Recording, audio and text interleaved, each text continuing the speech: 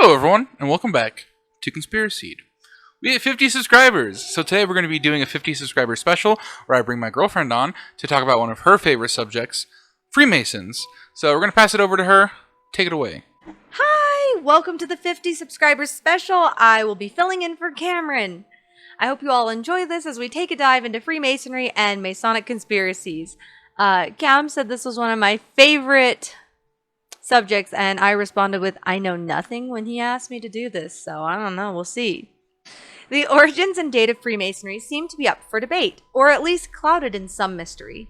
While the first official Grand Lodge, the Grand Lodge of England, was founded in June 24, 1717, there's a poem called the Regalious Poem from 1425 that has some Masonic customs. In the 15th century, there's also evidence of ceremonial regalia, and minutes from the Lodge of Edinburgh date back to 1598, speculating an operating lodge back then. Once the Grand Lodge was founded in 1717, it set a more standard rule set. As more and more lodges joined the regulatory body, new lodges were also being made, and the fraternity was growing. In the 18th century, aristocrats and artists became interested in Freemasonry, and they pushed out the craftsmen that were originally associated with the group. As popularity among the elites grew, so did Freemasonry, as it was now fashionable through Europe and the American colonies. There was also turmoil in the original group, as the Grand Lodge endorsed several changes some lodges could not endorse or follow. A rival Grand Lodge formed in July 1751, which was called the Ancient Grand Lodge of England, to show this lodge and anyone who joined them were maintaining the older traditions and rejected the changes that modern lodges had adopted. Historians today use the terms ancients and moderns to differentiate the two. The two Grand Lodges fought wars of words for power. That is, until the moderns promised to return to the ancient ritual. The two were united December 27, 1813, in a little grand union, to form the United Grand Lodge of England. I guess the Ancient Grand Lodge of England won out in the end. Yeah, they really did. And now we're going to move our attention to our cool country, the United States. The earliest known lodges in North America were in Pennsylvania. John Moore, who was a collector for the port of Pennsylvania, wrote that he attended lodges within the state in 1715, which is 2 years before the formation of the first Grand Lodge in London. The Grand Lodge of England appointed a Grand Master for North America in 1731, based in Pennsylvania, which led to the creation of the Grand Lodge of Pennsylvania. Moving to our neighbor in the north, Canada, Erasmus James Phillip became the Grand Master for Nova Scotia. I know that because there's a song about smoking weed in Nova Scotia. Phillips became a Freemason while working on a commission to resolve boundaries in New England, and became the Grand Master in 1739. He founded the first Masonic Lodge in Canada, located in Annapolis Royal, Nova Scotia. At this point, lodges are popping up all over Pennsylvania. Some are authorized via the Ancient Grand Lodge of England, others the Grand Lodge of Scotland. Yeah, Scottish right, man. And others still the Grand Lodge of Ireland. We did not. The latter two taking a while to catch traction. It's true. Many lodges also came into existence with no approval from any Grand Lodge, but applied for and paid for their authorization after they were formed. After the American Revolution, independent U.S. Grand Lodges developed within each state. Some thought was given organizing an overall Grand Lodge of the United States, with George Washington as the Grand Master. Washington at the time was actually a member of the Virginian Lodge. The idea of an overarching Grand Lodge in the United States was scrapped, as various state Grand Lodges didn't want to diminish their own authority by agreeing to such a body. Very American conclusion, by the way. Freemasonry is almost exclusive to men, and women could be added to something like the Lodge of Adoption, which was an attached mixed-gender lodge where men could attend lodge meetings with their wives being the only ones who could join these lodges. There are certain lodges today that will allow women to join. However, it's harder for women to join these lodges than it is for men to join the normal lodges. The United Grand Lodge of England in 2018 made a release in regards to transgender men and women, saying, "A Freemason who after initiation ceases to be a man does not cease to be a Freemason." And the new guidelines also state that transgender men are allowed to apply to become a Freemason. It's what you gotta do if you're a woman, I guess. Very forward-thinking. Freemasonry is not without its criticisms, of course. Anti-Masonry has a definition I'm sure none of you would guess. Its direct definition is opposition to Freemasonry. Wild. No one saw it coming, I'm sure. There isn't like a set group or homogenous anti-Masonic movement. It's more so consists widely of differing criticisms from different groups, often incompatible groups. Critics have included religious groups, political groups, and conspiracy theorists. Get your tinfoil hats out. Certain Christian denominations have had high-profile negative attitudes towards Masonry, banning or discouraging their members from participating in Freemasonry. The Catholic Church has long opposed Masonry. They raised objections based on the allegations that Mason teaches a naturalistic and deistic religion, which conflicts with the church doctrine. Deism rejects revelation as a source of divine knowledge, and we can see why the church would be against that. Fun fact, the founding fathers were mostly deistic. In 1917, Code of Canon Law states that becoming a Mason is grounds for automatic excommunication. That being said, the 1983 Code of Canon Law does not directly name the Masonic order among the secret societies that it condemns. In 1933, the Orthodox Church of Greece officially decreed that being a Freemason constitutes as an act of apostasy, and until the member repents, they could not partake of the Eucharist. Now do a little translating for that last sentence. They're essentially saying that if you join Freemasonry, it's an active act of rebellion towards Christianity, and as such, until you repent, you can't take part in communion or sacrament. The main statement from Christian churches is that Freemasonry cannot be at all compatible with Christianity, as far as it is a secret organization, acting and teaching in mystery and secret, and deifying rationalism. The Freemasons have not usually responded to any claims, but when they do, they have the statement that Freemasonry adheres to a principle, the principle being, Freemasonry is not a religion, nor is it a substitute for religion. There's no separate Masonic deity. There's no proper name for a deity in Freemasonry. There's actually a pretty big Christian religion that has elements of Freemasonry in their temple rituals. They're a pretty big religion here in Utah, the Mormons. There are actually a number of graves that have Masonic symbols, and there's some temples in Salt Lake with this as well. That is because their founder, Joseph Smith, was actually a Freemason. Fun fact. While the Masons have had opposition from religious organizations, they also got pushback from politicians. In 1799, Freemasonry in England was almost halted due to a parliamentary proclamation. Say that 10 times fast. Due to the French Revolution. Vive la Renaissance! You're cutting that out, aren't you? I hate you. Due to the French Revolution, they passed something called the Unlawful Societies Act, which banned the meeting of groups that required people to take an oath or obligation to join. The Grand Masons of both the modern and ancient Grand Lodges called the Prime Minister and explained to him that Freemasonry was a supporter of law and order, and was heavily involved in charitable work. Due to this discussion, Freemasonry was exempted from the act, on the condition that each lodge's secretary gets with the local clerk of peace once a year and supplies a list of members of their lodges. Seems legit. This continued yearly until 1967, when the provision was removed. In the United States, the Masons faced political pressure following the kidnapping of William Morgan by the Freemasons in 1826. This was after he was arrested on trumped-up charges due to his announcement that he was going to publish a book exposing Freemasonry secrets. Fun fact, he was actually never a part of a lodge. He disappeared shortly after and was killed, supposedly, by Masons.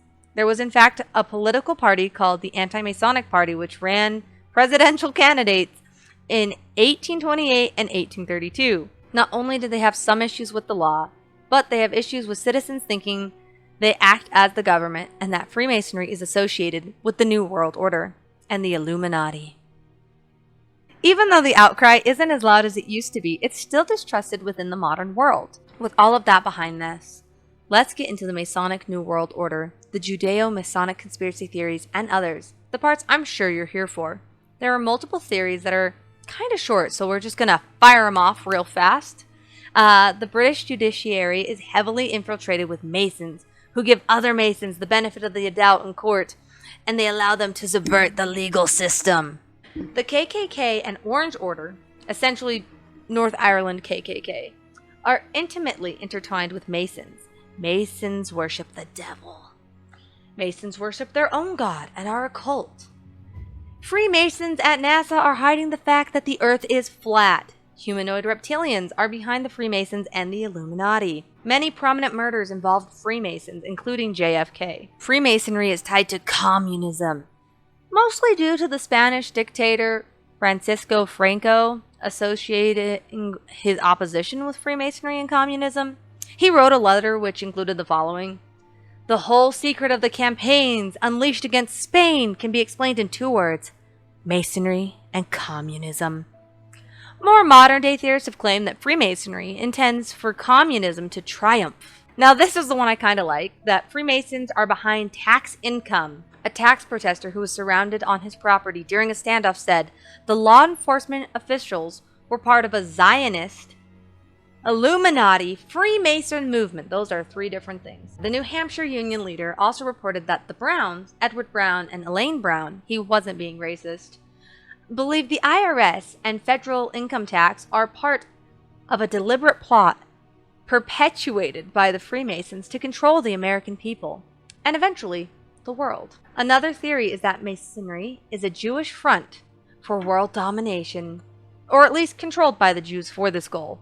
The Jews get a lot of hate, I've noticed lately. Hitler believed that Freemasonry was a tool of Jewish influence and outlawed it and persecuted Freemasons.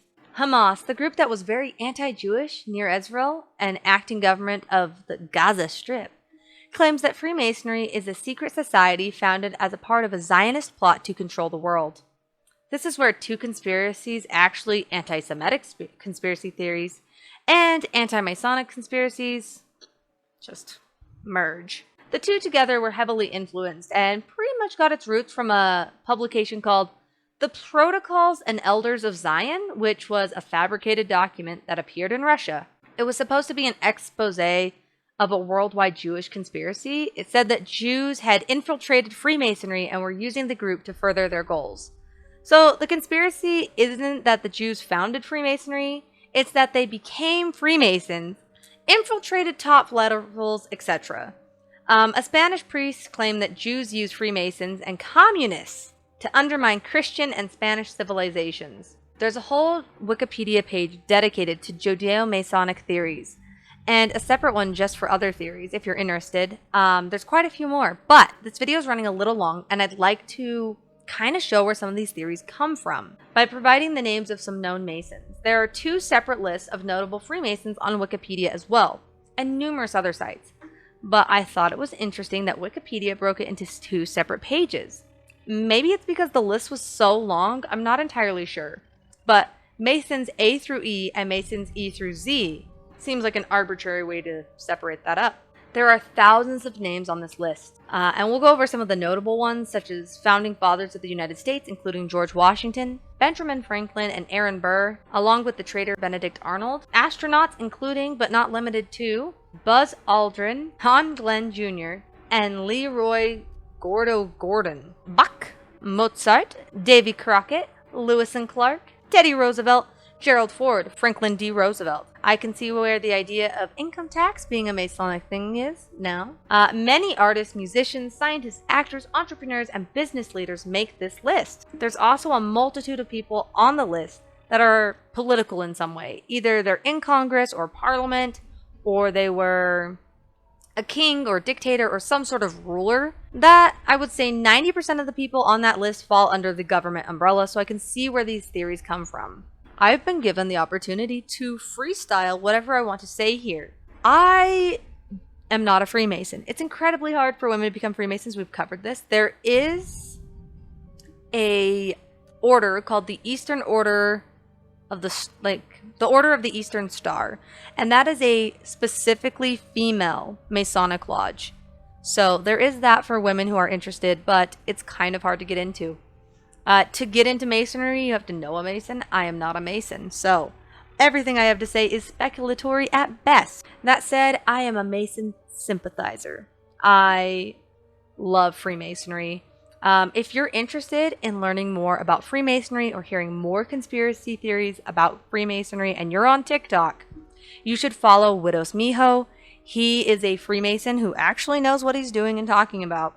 Yeah, it gives you some background information on what Masons do or believe or what things are true or not true, fact or cap, that sort of thing. So Freemasonry has a lot of conspiracy theories surrounding it. However, I think it's undue. I think it's unjust. I really do. Freemasonry is cool as hell. They're all about geometry and numerology and the Bible. It's great. Freemasonry is great. I sound like I'm trying to convert people. Freemasons do not worship the devil or Moloch, by the way. That is a misconception.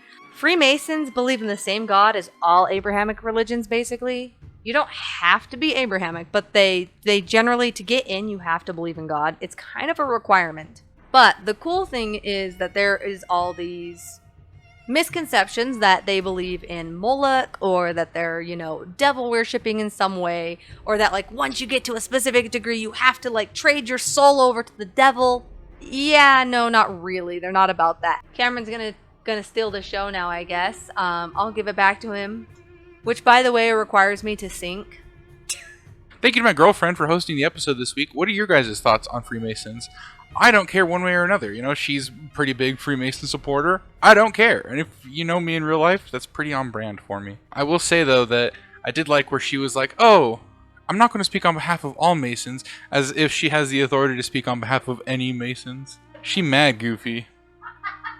Leave your thoughts down in the comments below on what you think about Masons. Thank you again to my girlfriend for being on today. Thank you so much for watching. I really appreciate each and every one of you. Take care, and I'll see you guys in the next one.